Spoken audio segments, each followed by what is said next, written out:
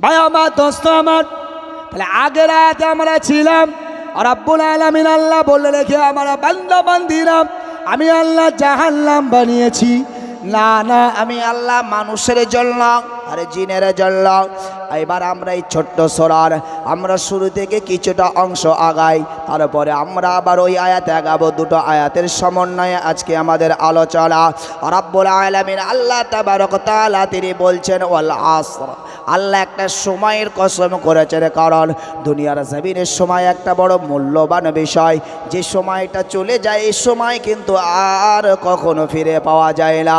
সময় আমাদের জন্য একটা কিমতি বিষয়। ভাই আমার দোস্ত আমার, তাই দয়াময় মাবুদ আল্লাহ বললেন আমি সেই কিমতি দামি সময়ের কসম করে জানিয়ে দিলাম ইন্নাল ইনসানা লাফি খুসর। হে দুনিয়ার বান্দা বান্দিরা, নিশ্চয়ই দুনিয়ার মধ্যে তোমরা সবাই ক্ষতিগ্রস্ত। রব্বুল আলামিন আল্লাহ সবাইকে ক্ষতিগ্রস্ত বললেন, বলে আল্লাহ আবার পরেই বলছেন ইল্লাল্লাযীনা আমানু, না না তবে সবাই নয়, শুধুমাত্র তারা ছাড়া। তারা কারা?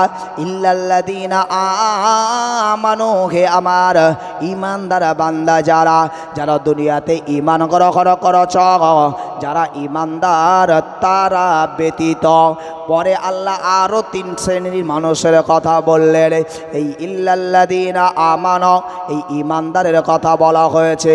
যখন আপনি আমি যদি একে অপরের ভিতরে প্রশ্ন ছোড়াছড়ি করি আমরা সবাই যে বিরাট বড় ঈমানদার, এটা প্রকাশ করতে অসুবিধা হয় না।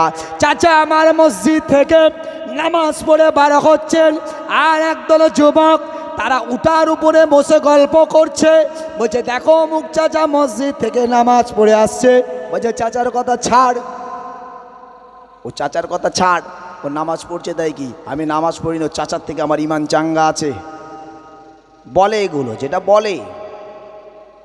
ভাই আমার দোস্ত আমার, রব্বুল আলামিন আল্লাহ বলে পৃথিবীতে যারা ঈমানদার, এই ঈমানদাররা ছাড়া সবাই ক্ষতিগ্রস্ত। পরে আরও 3টে কোয়ালিটি আছে।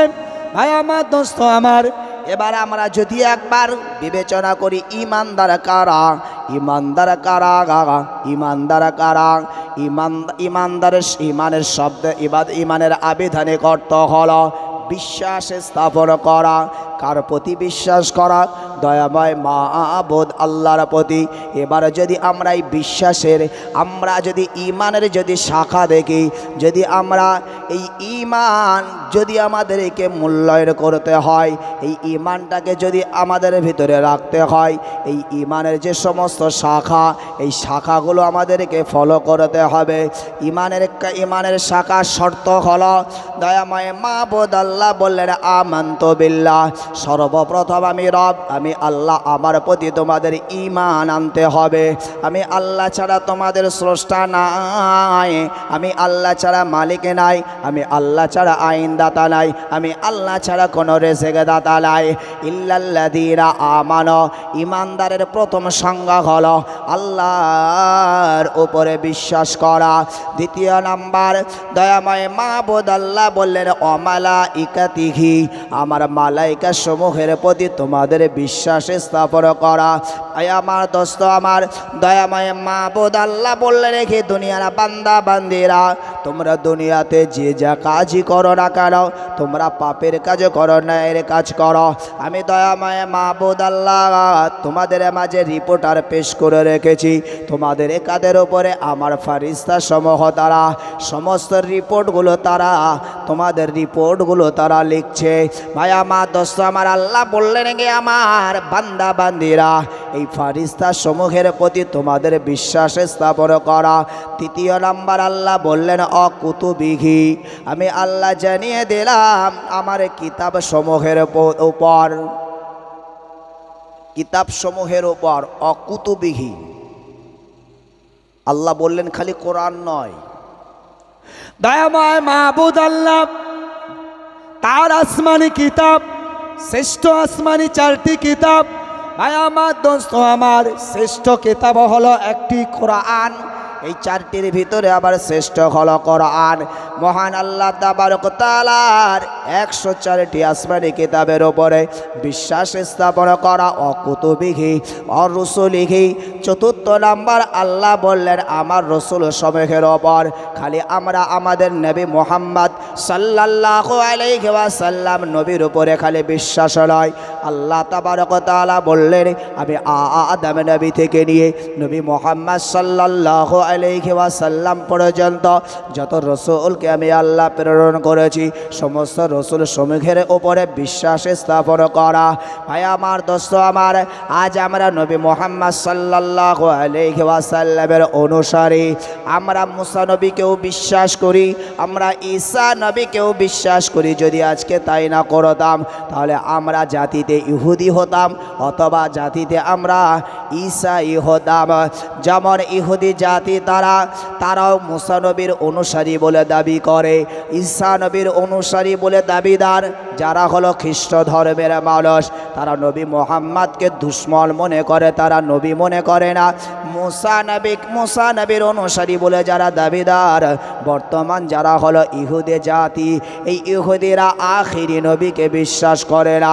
খালি তাই নয় ভাই আমার, দোস্ত আমার, এই বিশ্ব নবী সরকার দু আলম নবীজি সাল্লাল্লাহু আলাইহি ওয়াসাল্লাম দুনিয়ার জমিনে আসবার পূর্ব থেকে তাদের চক্রান্ত ছিল, কারণ তাদের কাছে নথি ছিল প্রিয় রাসূল সাল্লাল্লাহু আলাইহি ওয়াসাল্লাম তিনি দুনিয়ার জমিনে আসবেন, তিনি হবেন শ্রেষ্ঠ নবী, তিনি হবেন আখিরি নবী, তিনি হবেন সমস্ত নবীদের নবী।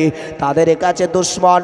ভাই আমার, দোস্ত আমার, আমরা হলাম নবী মুহাম্মাদের অনুসারী, আমরা সকল রসুল সমূহের প্রতি বিশ্বাস করি, তাই জাতিতে আমরা হলাম মুসলমান। যে মুসলমান ধর্ম, যে মহান আল্লাহ তাবারক তাআলা মুসলমানের জন্য একটা আকীদা, একটা ধর্ম মহান আল্লাহ কোরআনে কারিমে তা জানিয়ে দিয়েছেন, ইন্নাদ-দীনা ইনদাল্লাহিল ইসলাম, নিশ্চয় আমি আল্লাহ আমার কাছে মনোনীত ধর্ম হলো, সব থেকে সম্মানিত ধর্ম হলো আমি আল্লাহ আমার দেওয়া ইসলাম। যারা ইসলাম ধর্মকে মানে তারাই হয় মুসলমান। ভাই আমার, দোস্ত আমার, আমরা সেই মুসলমান। তাই মহান আল্লাহ বললেন ইমানের চতুর্থ দাবি হলো অরসুলিহি, তোমরা রসুল সমূহের উপরে ঈমান আনবি। পঞ্চম নাম্বার, এ দুনিয়ার বান্দা বান্দিরা আমি রাব্বুল আলামিন আল্লাহ জানিয়ে দিলাম ওয়াল ইয়াউমিল আখিরি, না অবশ্যই মনে রাখবে, তোমাদেরকে মনে রাখতে হবে আখেরাত, আখেরাতকে বিশ্বাস করতে হবে। তোমরা এখন আছো দুনিয়ার জগতে, একটা দিন ছিল রূহের জগতে, আবার তোমাদের ইন্তেকাল মরণের পরে তোমাদের যে জগতে অবস্থান করতে হবে সেই জগৎটা হলো আখেরাতের জগৎ। মৃত্যু থেকে মৃত্যুর পরবর্তী জগৎটাকে আপনারা আখেরাত বলা হয়। এই আখেরাতকে বিশ্বাস করা, যখন আপনি আখেরাতকে বিশ্বাস করবেন আল্লাহ তাবারক তাআলা যে সমস্ত ঈমানদারদের জন্য এই আখিরাতের নাজাতের ঘোষণা দিয়েছেন, যে ঈমানদারদের জন্য খুশখবরি দিয়েছেন। আবার যারা বেঈমান আল্লাহ নাফরমান বান্দা তাদের জন্য দুঃসংবাদও আমার আল্লাহ দিয়েছেন। যে রাসূল আমাদের কাছে মহান আল্লাহ বললেন, হে দুনিয়ার বান্দা বান্দিরা মনে রাখো আমার প্রিয় রাসূলকে আমা আরসালনাকা ইল্লা মুবাশশিরা ওয়া নাযীরা, আমি আল্লাহ আমার প্রিয় রাসূলকে তোমাদের কাছে আমি যেমন একদিকে তিনি হলেন তোমাদের জন্য খুশখবরি, আর একদিকে এই রাসূল তোমাদের কাছে দুঃসংবাদ, অর্থাৎ তিনি জান্নাতের সুসংবাদদাতা এবং তিনি জাহান্নামের কষ্টের কথা তার দ্বারা আমি তোমাদের মাঝে পেশ করেছি। তাই আমার দোস্ত আমার, ওই জন্য আমাদেরকে বুঝতে হবে যখন আমরা আলোচনা শুনবো, আলোচনা বুঝবো, ভালো এবং মন্দ দুটোর সমন্বয়ে যদি আমরা ইসলামকে বোঝার চেষ্টা করি তবেই না আমাদের ভিতরে সুন্দরভাবে জ্ঞান প্রবেশ করবে। মহান আল্লাহ তাবারক তাআলা যেখানে কোরআনে জাহান্নামের কথা বলেছেন সেখানে আল্লাহ আবার জান্নাতের সুসংবাদ দিয়েছেন।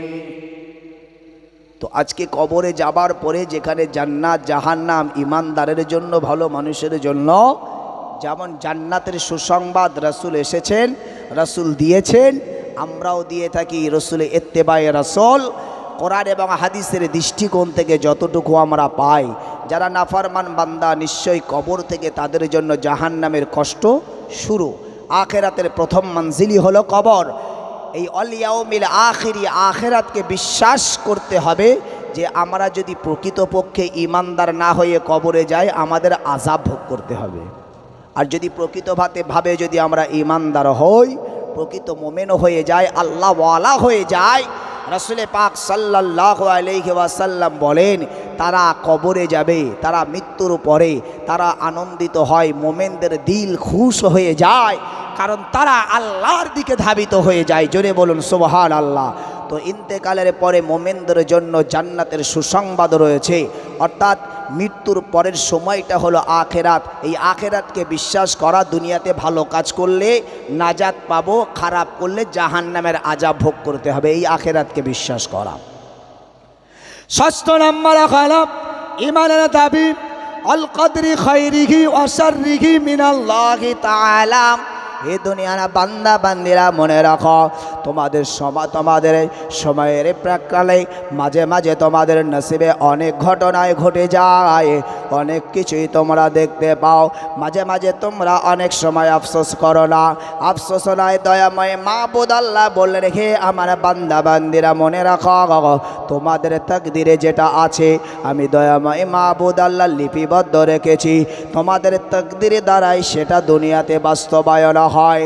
দুনিয়াতে যদি আপনার আমার জীবনে কোনো বিপদ এসে থাকে, এই বিপদটা আমার তাকদিরে লেখা ছিল, বিশ্বাস স্থাপন করা। ভাই আমার, দোস্ত আমার, আজকের দিনে আমরা এই তকদিরের ভরসা, তকদিরের বিশ্বাস অনেকটা আমাদের কাছে লোপ পেয়েছে। ভাই আমার, দোস্ত আমার, আজকে কিছু ঘটনা ঘটে গেলে ওখানে না গেলে এটা ঘটতো না, কিন্তু একবারও আমরা বলি না ওর নসিবে ছিল এটা ঘটে গেছে।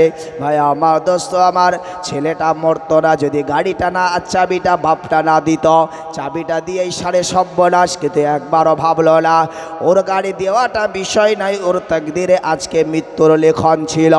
দয়াময় মাবুদ আল্লাহ বললেন ইমানের দাবি হলো, ইমানের সংজ্ঞা হলো তুমি ইমানদার বলে দাবি করবে, তোমার তকদিরকে ভরসা করতে হবে, তকদিরকে বিশ্বাস করতে হবে।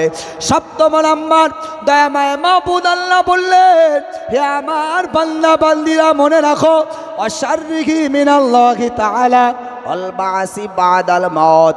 সপ্তম নাম্বার দাবি হলো মৃত্যু তোমাদের জন্য অনিবার্য, মৃত্যু তোমাদের হবে, মৃত্যু তোমাদের হবে, মৃত্যু তোমাদের হবে। মৃত্যুর প্রতি বিশ্বাস স্থাপন করা। দুনিয়াতে কত রাজা বাদশাহ এসেছিল, নমরুদের মতন বাদশাহ, ফিরাউনের মতন বাদশাহ, যা কোরআনে কারিমে মহান আল্লাহ ইমানদারদেরকে ইমানকে জাগ্রত করবার জন্য আমার আল্লাহ আমাদের কাছে আজও ফিরাউনের লাশ আজও পর্যন্ত আমাদের কাছে দৃষ্টান্ত করে রেখেছেন। ভাই আমার, দোস্ত আমার, যে ফিরাউন দুনিয়াতে বলেছিল আমি খোদা, যে নমরুদ দুনিয়াতে বলেছিল আমি খোদা, আল্লাহ বলছে না তোমরা সব হুদা। দয়াময় মাবুদ আল্লাহ একে একে সবাইকে শেষ করেছেন। কেউ দুনিয়াতে আমরা চিরদিনে বাজব না, সবার জীবনে একদিন না একদিনে মওত হবে। তাই ইমানের দাবি হলো তোমাদেরকে মওতের উপরে বিশ্বাস স্থাপন করা। আর বিশ্বনবী সরকারে দো আলম নবীজি সাল্লাল্লাহু আলাইহি ওয়াসাল্লাম বললেন হে আমার উম্মত উম্মতিরা মনে রাখো, এই মৃত্যুটাকে যদি তোমরা স্মরণ রাখো, তোমাদের দুনিয়ার জিন্দেগি আখিরাতের জিন্দেগিটা কামিয়াবি হয়ে যাবে। কাফা বিল মাউতি ও ইদান, যদি তোমরা মৃত্যুকে স্মরণ করো, যদিও মৃত্যু আমাদের এখনো স্মরণ নাই, মৃত্যু আমাদের মনে নাই। মৃত্যুর কথা স্মরণ থাকলে এরকম হতো নাকি? যিনি হচ্ছেন একজন আপনার আসামি, যাকে আপনার আদালত রায় দিয়েছে তাকে শুলে চড়ানো হবে, সেই মানুষটার ঘুম আর থাকবে, তার জিকির ফিকির সব বেড়ে যাবে। আসলে তার ভিতরে মৃত্যুর সময় তারিখ জানা আছে যে অমুক দিনে অমুক সময় আমার ফাঁসি হবে। একটা সেকেন্ড তার খাওয়ারও জন্য সময় নেবে না, খালি আল্লাহ আল্লাহ আল্লাহ করবে। মৃত্যু এমন একটা বিষয়, মৃত্যু এমন একটা রোগ, মৃত্যু এমন একটা আমাদের জীবনের কল্যাণ। যদি মৃত্যুকে আমরা স্মরণ রাখতে পারতাম আমাদের জীবনটা পরিবর্তন হয়ে যেত, কিন্তু সেই মৃত্যু আমাদের স্মরণে নাই। ভাই আমার, দোস্ত আমার, তাহলে আমরা ইমানের প্রসঙ্গ বুঝলাম। দয়াময় মাবুদ আল্লাহ বললেন ইমানদার হতে গেলে এই 7টা কোয়ালিটি দরকার। ভাই আমার, দোস্ত আমার, এই 7টা কোয়ালিটি আগে আমাদের ভিতরে আছে কিনা জানতে হবে। যদি আমাদের ভিতরে এই 7টা কোয়ালিটি যদি ঠিকঠাক থাকে তাহলে আপনি একজন ইমানদার। কিন্তু ইমান রসুল বলছেন, হে আমার উম্মাতিরা মনে রাখো, আখিরি জামানায় ইমান রাখা এত কষ্টসাধ্য ব্যাপার হবে।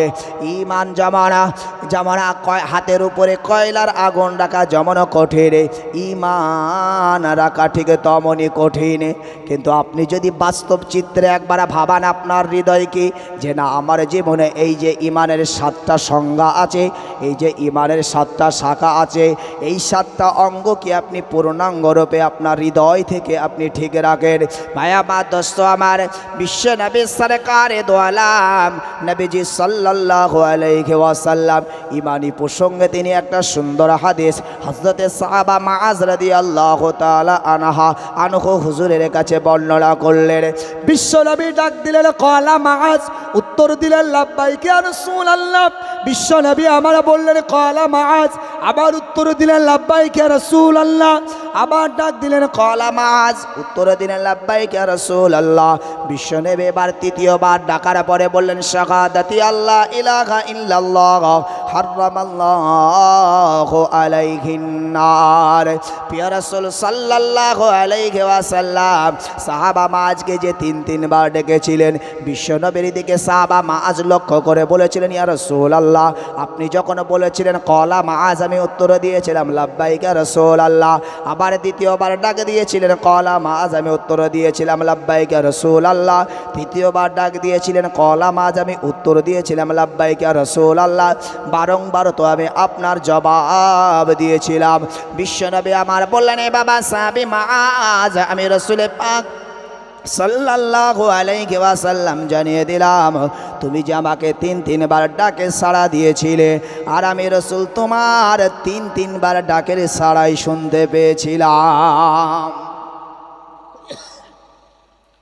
সাহাবী মুআজ বললেন, ইয়া রাসূলুল্লাহ, ইয়া হাবিবাল্লাহ, হুজুর এবার আমার জিজ্ঞাসা, আপনি কেন আমার প্রথমে ডাকের সাড়া শুনতে পাবার পরে দ্বিতীয়বার ডাক দিলেন? দ্বিতীয়বার ডাকের সাড়া শুনতে পাবার পরে আপনি কেন আমাকে তৃতীয়বার আবার ডাক দিলেন? এবার বিশ্বনবী সাহাবীর এই প্রশ্নের জবাব হযরতে বিশ্বনবী আমার জবাব দিলেন, আমার সাহাবা, শোনো, আসলে আমি তোমাকে এখন যে বিষয়টা নিয়ে কথা বলবো, যে বিষয়টা নিয়ে আমি আলোচনা করব, আমি রাসূল পাক সাল্লাল্লাহু আলাইহি ওয়াসাল্লাম এই আলোচনার উপরে, এই কথার উপরে 3 করলাম, বেশি প্রাধান্য দিলাম। কি কথা বলবে আমার সাহাবী? শোনো, শাহাদাতু আল্লাহ ইলাহা ইল্লাল্লাহ, যদি আমার কোনো উম্মতি একবার একত্ববাদের স্বীকার করে নাই, একবার যদি সে জবানে স্বীকার করে নাই লা ইলাহা ইল্লাল্লাহ, আল্লাহ ছাড়া কোনো স্রষ্টা নাই, আল্লাহ ছাড়া কোনো মালিক নাই, আমি বিশ্বনবী জানিয়ে দিলাম হারামাল্লাহু আলাইহিন নার। ইয়া মাসাবি শরফ, আমি রাসূল পাক সাল্লাল্লাহু আলাইহি ওয়াসাল্লাম জানিয়ে দিলাম, ওই মানুষটার জন্য জাহান্নামের আগুন আমার আল্লাহ চিরতরে হারাম করে দেবে। জোরে বলন, জাহান্নামের আগুন হারাম মানে আপনার ঠিকানা হলো আল্লাহর দয়ার জান্নাত। কিন্তু একবার যদি কলেমা, একবার যদি একত্ববাদের স্বীকার করা, লা ইলাহা ইল্লাল্লাহ, আশহাদু আল্লা ইলাহা ইল্লাল্লাহ ওয়া আন্না মুহাম্মাদান আবদুহু ওয়া রাসূলুহু, যদি এই একত্ববাদের স্বীকারের কারণে যদি আল্লাহ তার জাহান্নামের আগুনকে হারাম করে দেয়, এই জন্য যদি একবার যদি প্রশ্ন করি, আমরা তো কেউ জাহান্নামে যাব না ভাই, সবাই তো জান্নাতে চলে যাব, সবার ভিতরে তো কলেমা আছে, সবাই তো কলেমা পড়েছি। আসলে ইমানের প্রসঙ্গটাকে বুঝতে গেলে আপনাকে মূল ব্যাখ্যাটা বুঝতে হবে। বিশ্ব নবী সরকারে দো আলম নবীজি সাল্লাল্লাহু আলাইহি ওয়াসাল্লাম হুজুরের দরবারে প্রশ্ন করলেন। সাহাবী মুআজ রাদিয়াল্লাহু তাআলা আনহু, ইয়া রাসূলুল্লাহ, ইয়া হাবিবাল্লাহ, হুজুর এবার আমার একবার জিজ্ঞাসা, আমার একটা প্রশ্ন, হুজুর দুনিয়াতে আপনার কত উম্মাতি তাদের ভিতরে অন্যান্য ইবাদত অন্যান্য বান্দেগি থাকবে না। আমরা ওখানে ইমানের 7টা সংজ্ঞা শুনেছি, এরপরে আমরা এই হাদিস দ্বারা ইমানের আর একটা সংজ্ঞা আমরা শ্রবণ করব। হযরত সাহাবী মুআজ রাদিয়াল্লাহু তাআলা আনহু বললেন, ইয়া রাসূলুল্লাহ, হয়তো দুনিয়াতে এমন আপনার উম্মাত থাকবে যে উম্মাতের ভিতরে নামাজের মতন ইবাদত থাকবে না, রোজার মতন ইবাদত থাকবে না, হজের মতন ইবাদত থাকবে না, ভাই আমার দোস্ত আমার ইত্যাদি ইবাদত থাকবে না। তবে ইয়া রাসূলুল্লাহ, ইয়া হাবিবাল্লাহ, হুজুর ওই মানুষটা বারংবার একত্ববাদের স্বীকার করবে, লা ইলাহা ইল্লাল্লাহ, লা ইলাহা ইল্লাল্লাহ, লা ইলাহা ইল্লাল্লাহ। কেউ আমরা ভ্যানে যখন প্যাটেলটা মারছি, নামাজ আমরা পড়ি আর নাই পড়ি, অন্তত লা ইলাহা ইল্লাল্লাহ, লা ইলাহা ইল্লাল্লাহ। ঘরে নাতি নাতকুড়িকে নিয়ে আর কি গান বলবো, গান তো মুখস্থ নাই, তাই সুরে সুরে বলছে লা ইলাহা ইল্লাল্লাহ, লা ইলাহা ইল্লাল্লাহ। ভাই আমার দোস্ত আমার মোটেও পড়ে না, অন্তত যখন মজলিসে এলো, মিলাদে এলো, মাহফিলে এলো, সব ওলামা হযরতরা দরুদ শরীফ পড়ান, এ ঠিক তারাও মজলিসে সবার সমন্বয়ে সেও নিজেও পড়ছে কালেমা লা ইলাহা ইল্লাল্লাহ, লা ইলাহা ইল্লাল্লাহ। কোনো না ভাবে আমরা কলেমা লা ইলাহা ইল্লাল্লাহ সবাই পড়েছি। এখানে আমরা যারা আছি কেউ যে কলেমা পড়ি নাই এমন একটা ব্যক্তি নাই, সবাই আমরা কলেমা পড়েছি। তো সবার জন্য এই প্রশ্নটা করলে রেখে হযরত সাহাবী মুআজ রাদিয়াল্লাহু তাআলা আনহু, ইয়া রাসূলুল্লাহ, ইয়া হাবিবাল্লাহ, হুজুর দুনিয়ার এমন আপনার উম্মতি থাকবে যারা হয়তো তারা নামাজ পড়বে না, রোজা রাখবে না, দুনিয়াতে আল্লাহর শরীয়তের অন্যান্য বিধানগুলো তারা হয়তো আমল করবে না, কিন্তু তাদের ভিতরে কলেমা লা ইলাহা ইল্লাল্লাহ থাকবে। হুজুর একবার দয়া করে বলুন, ওই মানুষটার জন্য কি জাহান্নামের আগুন হারাম হবে? ওই জন্য আমরা এখানে যারা আছি এবার আমাদের কলেমা পড়ার ভিতরে শ্রেণী বিভক্ত হবে। আমরা যারা কলেমা পড়েছি সবাই কিন্তু এক নয়, সবাই এক নয়, শ্রেণী বিভক্ত হবে। রাসূল করছেন, আমার কথা নয়। ভাই আমার দোস্ত আমার, বিশ্ব নবী সাল্লাল্লাহু আলাইহি নবীজি সাল্লাল্লাহু আলাইহি ওয়াসাল্লাম যখন হুজুরের কাছে প্রশ্ন করা হলো, বিশ্ব নবী আমার বললেন, আমার সাহাবী শোনো, এবার আমি রাসূল পাক তোমার কাছেও কিছু প্রশ্ন করতে চাই। তোমার প্রশ্নের জবাবের আগেই তুমি একবার আমার প্রশ্নের জবাবটা দাও। বিশ্বনবী সাহাবী মুআজ রাদিয়াল্লাহু তাআলা আনহু হুজুরকে প্রশ্ন করলেন, হে বাবা মুআজ বলো, আমি জানতে চাই তোমার বিবাহ শাদী হয়েছে? জি হুজুর হয়েছে। এ সাহাবী মুআজ একবার বলো, যখন তুমি তোমার স্ত্রীর কাছে বিবাহ করতে গিয়েছিলে, তোমার পক্ষ থেকে তোমার স্ত্রীকে প্রস্তাব দিয়েছিলে, ইজাব পাঠিয়েছিলে, সে কবুল অর্থাৎ গ্রহণ করেছিল? বিয়ের মূল বিষয় হলো দুটো, একটা হলো ইজাব আর একটা হলো কবুল। ইজাব মানে প্রস্তাব দেওয়া আর কবুল মানে গ্রহণ করা। প্রস্তাবে কি হয়, অমুক গ্রামের ছেলে অমুকের ছেলে অমুক এত টাকা দিন মোহর ধারে যে তোমার সাথে বিবাহ করতে আসিয়াছে, তুমি কি কবুল? এটা হয় ইজাব, এটা প্রস্তাব। বিয়ের মূল বিষয় দুটো, খুতবা না হলেও, দোয়া না হলেও, খানা না হলেও বিয়ে জায়েজ, ইজাব কবুল যদি হয়ে যায়। তবে আমি বলছি না দোয়া করবেন না, খুতবা পড়বেন না, এটা বলছি না, এগুলো তো আলাদা আলাদা উত্তম একটা বিষয়। যাই হোক, তা রাসূল বললেন, এ আমার সাহাবী একবার বলো, তোমার পক্ষ থেকে তোমার স্ত্রীর কাছে ইজাব পাঠিয়েছিলে, তো সেই ইজাবটা কি ছিল? ইজাবটা কি ছিল একবার বলো। ভাই আমার দোস্ত আমার, হযরত সাহাবী মুআজ রাদিয়াল্লাহু তাআলা আনহু বললেন, ইয়া রাসূলুল্লাহ, ইয়া হাবিবাল্লাহ, হুজুর যখন আমি আমার বিবিকে বিবাহ করতে গিয়েছিলাম, আমি সেই সময় আমার বিবির কাছে যে ইজাব পাঠিয়েছিলাম যে আমার বাড়িটা কোথায়, আমার পিতার নাম কি, আমার নাম কি, কতটুকু দেনমোহর আমি তাকে দিতে পেরেছি, ব্যাস এই কথাগুলি। মানে অমুকের ছেলে অমুক, অমুক গ্রামের ছেলে অমুকের ছেলে অমুক এত টাকা দেনমোহর ধার যে বিবাহ করতে আসিয়াছে, তুমি কি কবল?